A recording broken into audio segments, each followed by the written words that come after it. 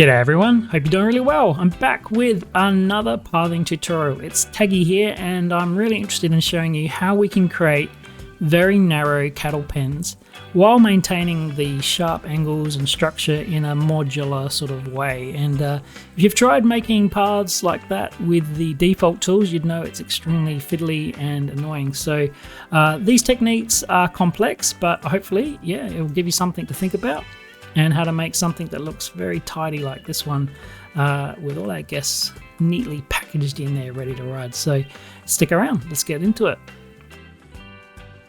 Now there's a lot of videos already covering how to create cattle pens, and yeah, check out Nerd Chacho for his awesome tutorial on how to manipulate the nodes. This video is slightly different, and I wanted to show you a different technique, but also explain some of the foundational issues with queues and why things are the way they are. And if you have a look at a queue in particular, when you place it and then try and rotate on itself, which is fine, but then repeat that in terms of a cattle pen, you'll see that nodes begin to manipulate and change, and you've got to actually manually edit it. So I was looking for a way to avoid having to do that and have precise control. And you can see this queue is rather wide, it's a 2 meter path, whereas this one is only 1.5 meters. And I think it creates a more compact sort of, yeah, it's a different look, I guess.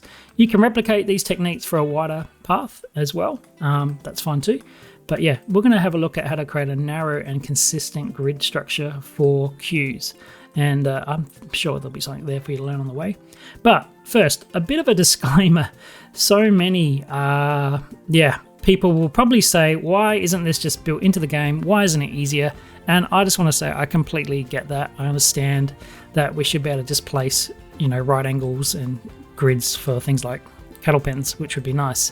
However, I would say as well, what is nice about this game is that we have the foundational control that we just don't get in a lot of games these days. So I would rather have the control to be able to replicate this, even if it is quite complex and frustrating for some of you.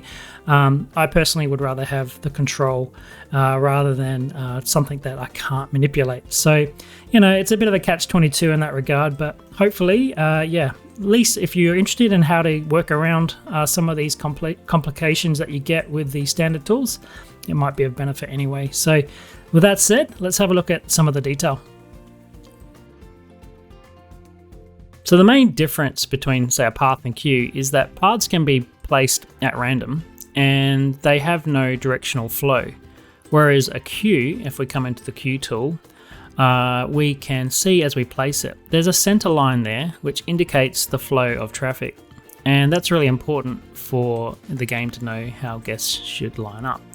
And I guess when we take the advanced tool and move this body of mesh together, it's still related, but you can see that center line in the queue indicating there is a specific direction that they must be placed. One of the things I love to do with, say, paths is you can just copy them and paste them and cut them out, and this gives us a lot of control to basically manipulate meshes how we see fit. And one of the really nice things about that is using the advanced move tool, we can use snaps to get very precise pieces. So if I want to create a very thin wedge, I can copy that like so and then take a little piece like that. Now with the queue, you'll notice if we try to advance move this in any way on top of each other, we'll get this error, paths cannot cross, and that's really limiting our ability to manipulate paths, and understandably so, because there has to be this maintained flow in the path, that line that shows where the guests go. So we do have some options to manipulate paths, and obviously they intend that we use a queue of a certain width, but you can come back into the path tool and use the edit tool to manipulate the individual nodes, and that's how we create square edges and things like so. But if I bring that in, you can create very thin queues, and you'll notice that the path line is still honored between the shapes because there's a continuous mesh there. And so that's the primary difference. So we'll have a look at how we can manipulate this without relying on the edit tool so much in terms of its freeform ability. So again, if I come in here and go to the path mesh tool, I can create various shapes by manipulating these points, but it's freeform and I have to eyeball it and get it right. So we need a method for creating a structure if we want to create very tight cattle pens, for example, that are accurate.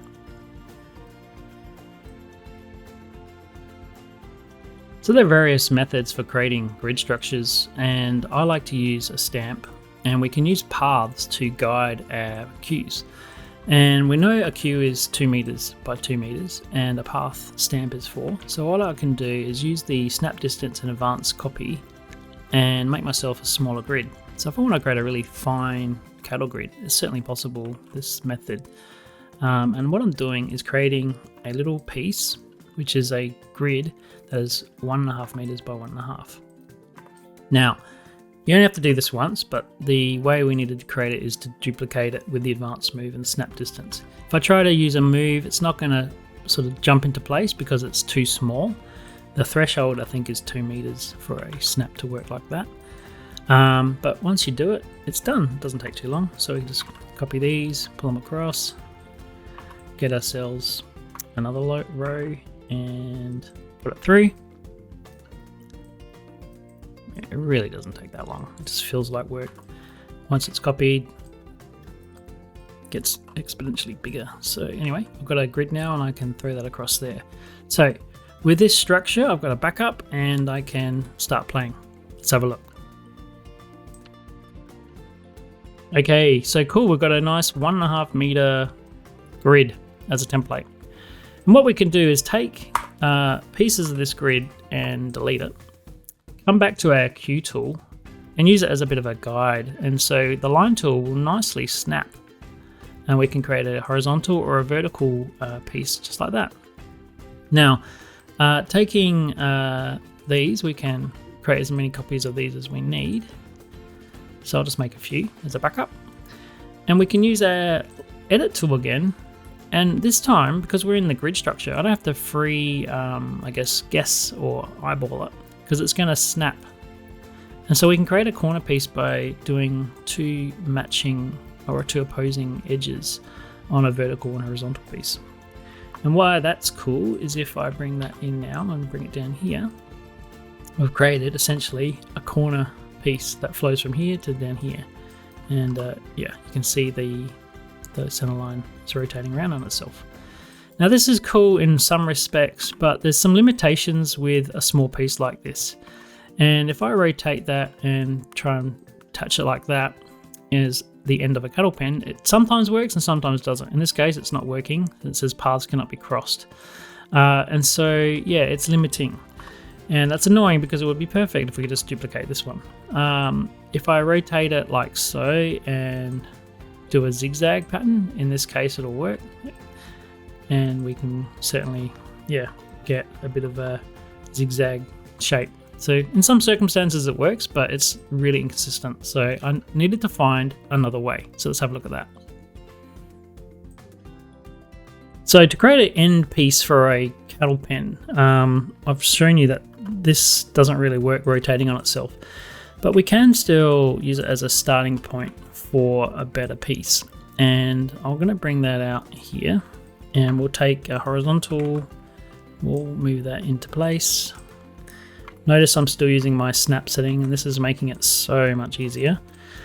And what we've got is a nice corner, that's all fine, but I need to be able to make this rotate up, down and around. And to do that, I'm going to create a structure which I've found works consistently, and that's what it's all about. So we're going to take that point and snap it across.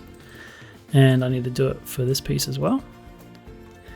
And what we've done is created these triangles, which is effectively reflecting our grid. And I'm going to rotate that one and bring it across. And it all snaps in nicely with the grid turned on. And you can see we've got the basis of a cattle pen end. Actually, I need to rotate that one like that. Now we've got every piece that's required to create any shape that we want. So for example, you can just rotate that like that and bring it in here. yeah, you can do anything. You can overlap them. We might, for example, come back down here.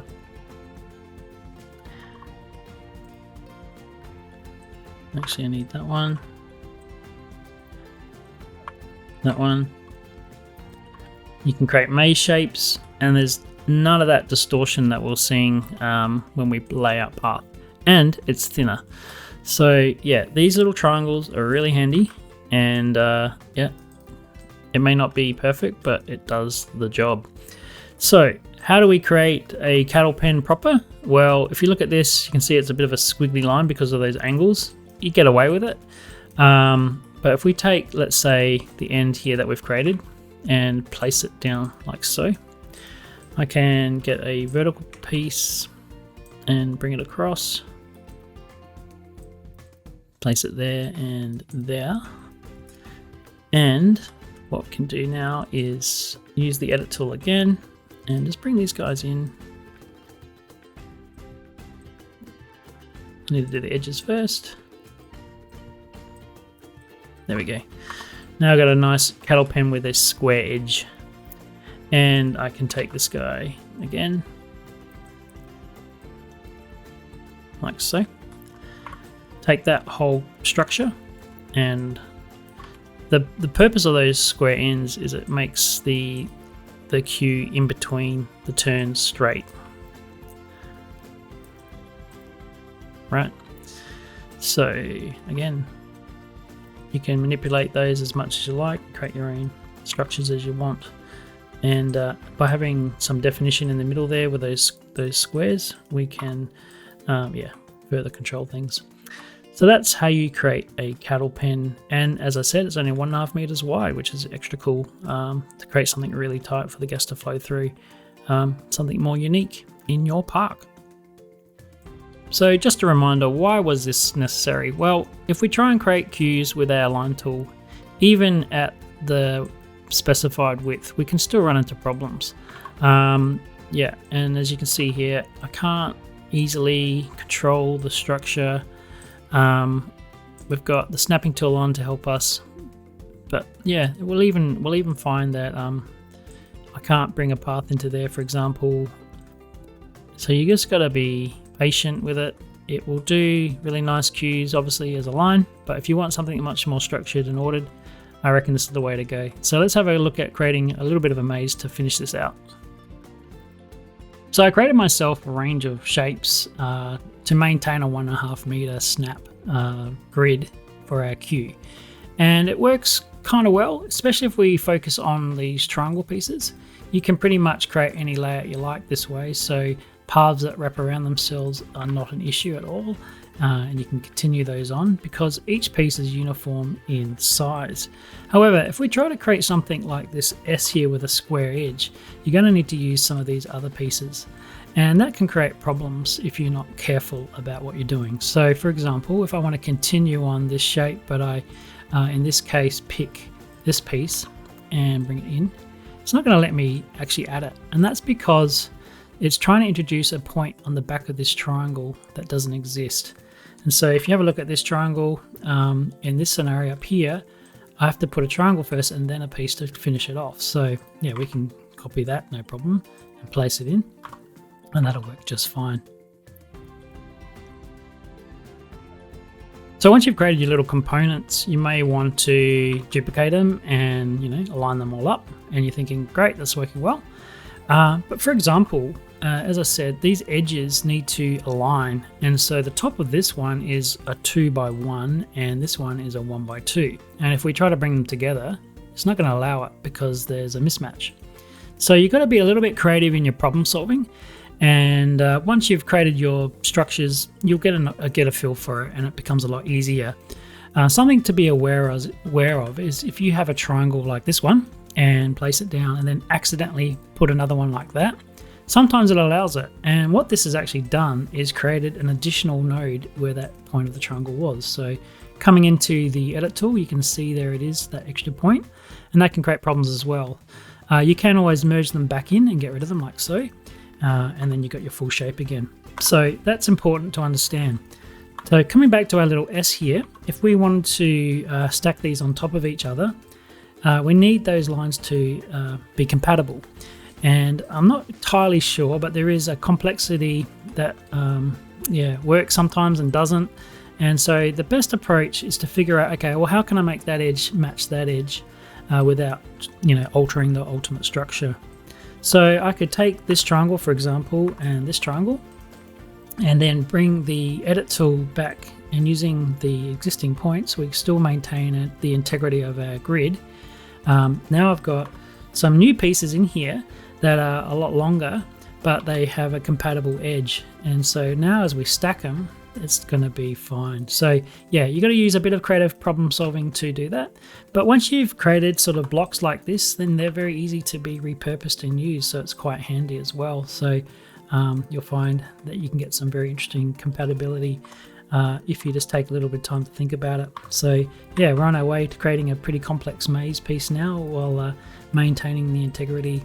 And if we have a look at the underlying mesh, you can see what's going on and see the path queue works quite well as it goes around. So yeah, hopefully that's helpful. Well, there you have it. By combining these little pieces, you can create a variety of queue shapes and cattle pens, and it goes pretty quickly, I've got to say, once you've got the know-how down. And yeah, you're not limited to 1.5 meters, but I would recommend not going much lower than that, because then guests start to sort of burst through the barriers and things, which doesn't look great. But look, I really appreciate you joining me on these videos. Thank you so much for sticking around, and consider liking and subscribing, because I've got a heap more coming. Found a few more techniques for different landscaping ideas, and yeah, really looking forward to seeing the game continue on the upward trend after this week's review and updates seem to be improving on Steam. So we're looking forward to a bright future ahead for Planet Coaster 2. Hopefully you are too. And on that note, until the next one, enjoy. See ya!